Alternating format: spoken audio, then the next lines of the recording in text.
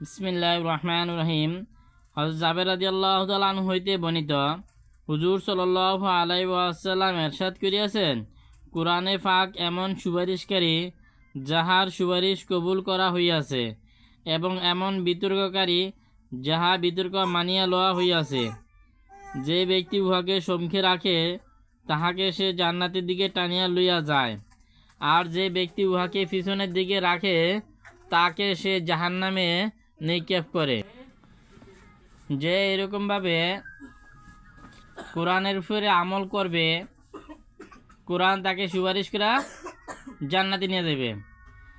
আর যে ব্যক্তি এরকমভাবে কোরআনের উপরে আমল করলো না, কোরআন হাদিস মানলো না, তা কোরআনে তাকে সুপারিশ করা জাহান্নামে পাঠা দিবে।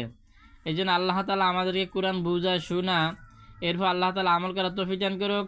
আমিন। ওয়া আখিরি দুআনা আলহামদুলিল্লাহি রাব্বিল আলামিন।